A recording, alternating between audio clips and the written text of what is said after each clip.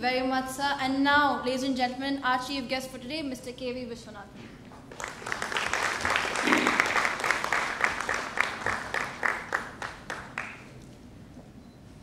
General Neelendra Kumar, Director and Dean, Professor Mittal, Professor Emeritus, my distinguished colleague at the Supreme Court Bar, Justice Duabia, Dr. Shefali Raisada, Mr. Vikesh Dhyani of Lexis, my dear students, a very good evening to you. You must all be very tired after an elaborate round of mooting. I have been a mooter myself in college, and I know what it takes after an extensive preparation and delivery. I am reminded of the old saying which you must have also heard, which passes through the mind of every lawyer and I am sure every mooter, that there are three kinds of preparation that you make. One, the cogent, logical preparation you make back in your hostel or in your room. The second, the one you deliver. And the third, which I realize every day and most of you will realize tomorrow morning in front of the bathroom mirror, that the one strong point that you should have really made, which you didn't make. So this is something which crosses through the mind of each one of us. So you must be undergoing that. It's a very normal, natural phenomenon. You should be only happy that these thoughts cross, because then you are on the right track. Now, what do you address when you meet a young set of friends? I asked my intern in my chamber, a young chirpy girl from the Gujarat Law University. And she said, "Sir, don't bore them with law. Do you know how the young students are?" So I'm certainly not going to speak to you on law. Then what else do I speak to you? How else can I make the next 15 minutes useful for you, or at least attempt to be useful to you? So I thought to myself that if God were to come and offer me a rewind button and tell me that, look, you have a choice, with the benefit of the hindsight of the 26 years, if you are to go back to your 4th year or 5th year in law, what would you do to better yourself as a lawyer, to plan your career, and not merely a career counseling? What are the things that you would do? And then it crossed my mind that it could perhaps be useful if I could share with you, with the benefit of the hindsight of the 26 years of practice, a few nuggets which perhaps may help you, whether you choose to be a corporate lawyer or a litigating lawyer, depending on the aptitude that you have. At this age, several thoughts must be crossing your mind. Most of you are in the penultimate year or in the final year. Will I be successful in litigation? Is it only meant for those who come from a family of lawyers? Is it too crowded? Is there room at the top? Will I be forced to resort to foul means to get ahead? Now all these thoughts crossed each one of us when we were young. But I think with the benefit of hindsight, I have identified for you 6 factors, 6 areas, which perhaps if I had focused better, or I had focused, would have made me a better lawyer and a better person. I am very happy with how the script has unfolded for me, but I must still tell you certain small nuggets. Now the first one, the first basic thing which your professors must be telling you, and which is very common, is equipment. Now when I say equipment in the contemporaneous sense, Today, whether you are a corporate lawyer or a litigating lawyer, the substantial clientele is from the corporate side. So you will have to be absolutely spot on the business laws. You will have your law degree once you pass out of the law college. And it's not my idea to force you to study more, but clients do prefer, and I've realized this, a lawyer who understands business, whether you are on the corporate side or on the litigating side. So what do? An LLM degree is the one which very often the students resort to, but I would advise you to consider enrolling for the company secretaryship course, because the contemporaneous business laws are dealt with there with greater intensity. You may consider, because the new syllabi which they have come out with has great emphasis on securities law, which is doing a lot of business in the litigating field. Even on the corporate side, a lot of RPOs coming out. Electricity law, corporate taxation, international taxation, these are the areas of law which are emerging. Gone are the days when advocates could confine themselves to the civil and criminal areas of law. Today it's proceeding towards specialization. And I find that my colleagues with a better business sense, because they have an additional degree of chartered accountancy or the company secretaryship, have a definite edge. So I don't want you to miss out on that. So whether you formally enroll or you keep an eye on the business laws, always look for the corporate laws and try to acquire an expertise there. It certainly helps.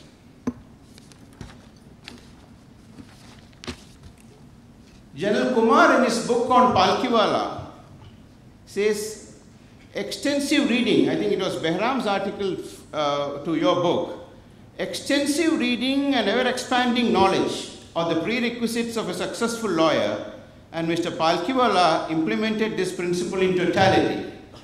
Even if you don't formally enroll, keep books as your best companion.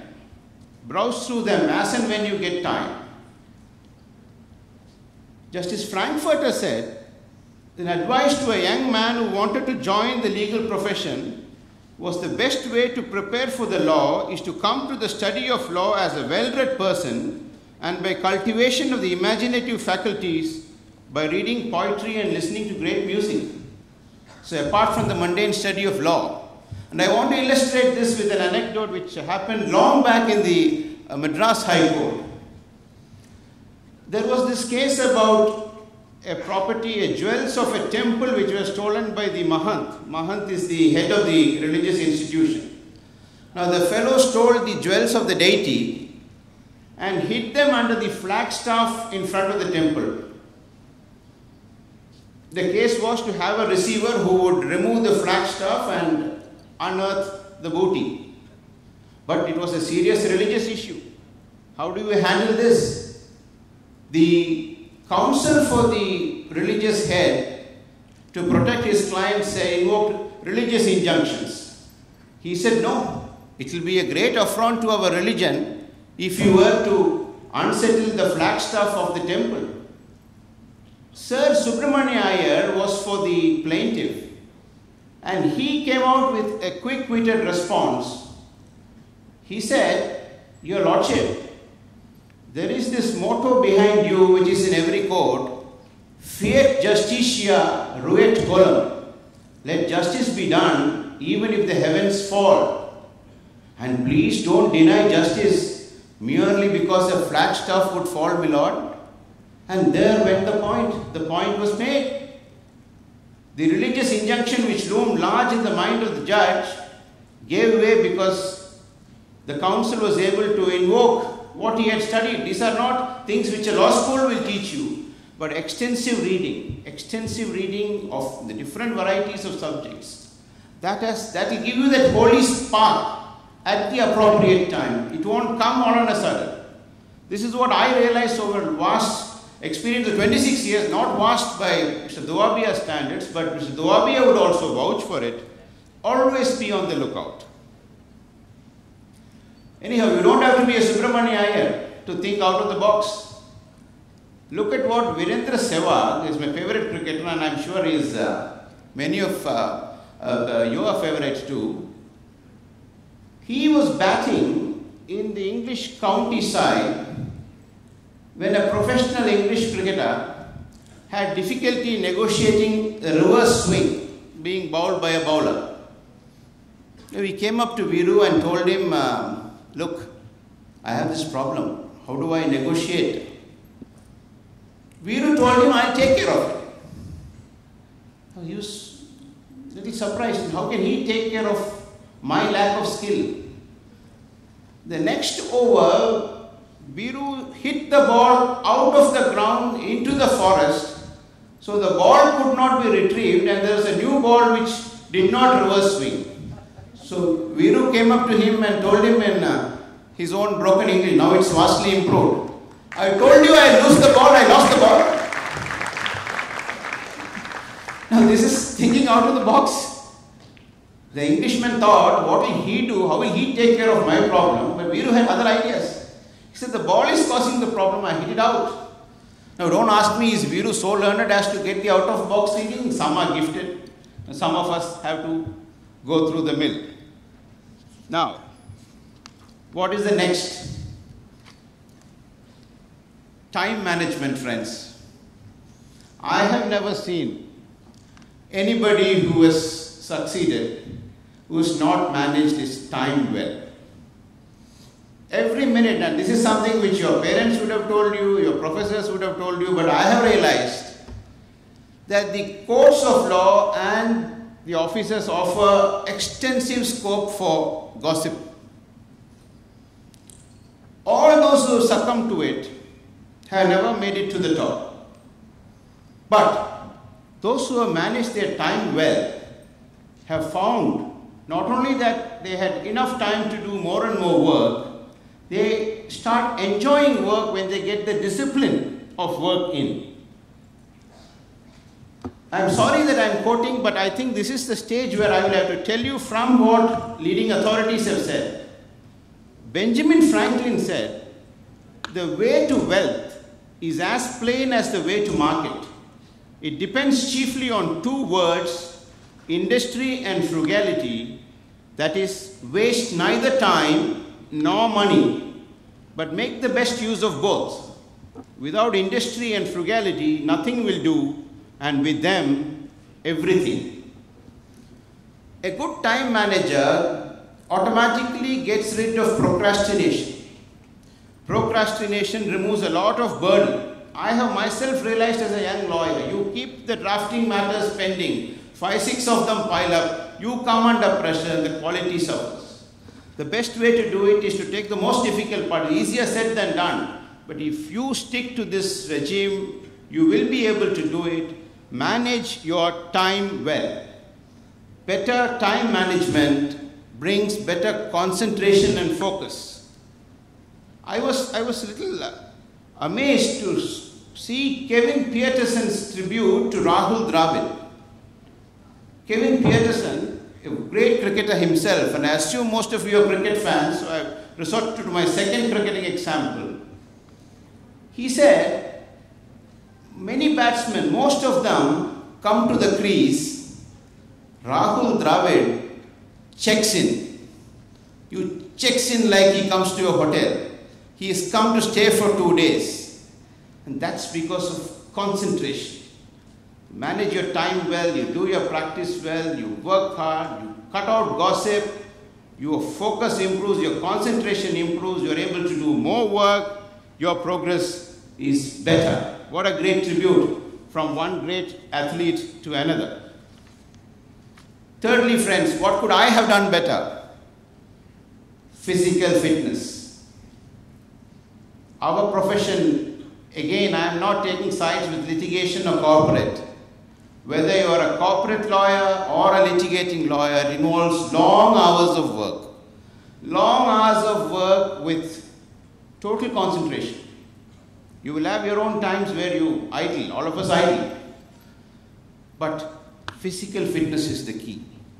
I realize now, in the mid-40s, that 1 hour of physical fitness walk done every morning, my performance in court, the adrenaline flows better, your thought process is better, and more importantly, your body language is better. For those of you wanting to litigate, there is a small tip. The body language that you have when you present a case comes out of the confidence and thoroughness of your preparation, followed by the alertness of mind. A healthy mind rests in a healthy body. So never give up on your fitness. It is neither a sermon nor a lecture. This is suggestion to you from the hindsight. Since God had given me the power to rewind, what would I do? I would never have compromised on that. So you don't compromise. Your body language is the key. Justice Doabia was a judge. He would vouch that he would ask fewer questions to a lawyer who has got the body language and is confident of himself than to a defendant lawyer. Then, he asked very few questions. Fourthly, what would I have done better? I have written articles, but I would want all of you to consider writing 1 article a month. Don't worry if it doesn't get published initially. It need not be for the newspapers. Write monographs to law journals. Write monographs initially on any subject that you like. You will slowly find that you are gravitating towards 1 or 2 particular subjects where you want to pick up expertise. Some of you may have the potential to write books. Oh, that's a very difficult task, but if you could do it, nothing like it. Our profession has no other advertisement. By announcing yourself by writing an article, the legal community, the clientele would know that here is an expert on the subject where you could go to. But what else does the habit of writing an article does? It keeps you in touch with the latest developments in law, and you have that much edge over your friend in the sense of a healthy competition. Write an article a month. You will be forced to go to the law library, be in touch with the latest books, be in touch with the developments of law, and you will find that the word gets around that here is a young lawyer who's got an intimate knowledge of the law of patents, because there are 3 of his articles which I have read, which show that he is up to date. That's the only advertisement you have. Never give up on that. 1 article a month. If I had written, it would have been 12 articles a year. In the last 25 years of my practice, I could have written 300 articles. I haven't managed that. I did manage to write a few. It has helped me. It has stood me in very good stead. 5th. Now the boring part is over. Have taste for art, music, and literature. A lawyer who has a knowledge of literature, he said, is an architect, and the one who doesn't have is just a mason. With literature, you could punctuate your arguments with apt quotes, and that will have a telling effect on any court of law. After all, you know, in the dreary atmosphere of the court, if you're able to punctuate your arguments with quotations of eminent authors, it has a telling effect. I have seen it happen. I have seen it happen, and I am giving you this small nugget. Develop that. Art and music are very important. You need a diversion from your mundane schedule. And lastly, friends, retain your sense of humor. This side of Mars, nothing is permanent. Our profession has its own twists and turns, but a good sense of humor, a wit, it's one of the 7 lamps of advocacy. Judge Albert Barry, in his book 7 Lamps of Advocacy, says, honesty, courage, industry, wit, eloquence, judgment, and fellowship are the 7 lamps of advocacy. Wit, he says, is the lamp which lightens the darkness of advocacy. And I'll tell you how in one case in England which I read, a good repartee by a lawyer helped him through the case. His defense was his client was ignorant of the law. The judge retorted back, "Don't you know, ignorance of law is no excuse, ignorantia juris, non excusat?" Now the lawyer came back with a good response. He said, "Of course, my lord. In the remote village where my rustic client comes from, that alone is the talk of the town," he said. And even the hard-boiled judge was moved. He could have his way through. Now let me end with this fine quote, because I think it's apposite here to all of you mooters and to mooter like me. David Panik's observation and the dedication of his book Advocates. Lord Panik, now an eminent Queen's Counsel in England. He says, "I have dedicated this book to the memory of Maurice Sloam, my father-in-law, a non-lawyer who could argue either side of a case." I was imagining who else could argue either side of a case. It's only some of us mooters who could have argued either side of a case. So with these few words, let me congratulate all of you for having participated. What is important is participation. Of course, there will be only one winning team, and I congratulate them. I especially congratulate the outstation participants, and my very special congratulations to the team from Nigeria, the University of Lagos, which has come all the way. And let me congratulate the organizers, all of you gentlemen, Ramaditya, Rachit, Anurag, and the others who met me, and the others who find here, for organizing this competition, the third year in succession. Let me congratulate you, General Kumar, for keeping the flag of the institution flying very high. My good wishes to you and all the best for a glorious career. Thank you for listening to me.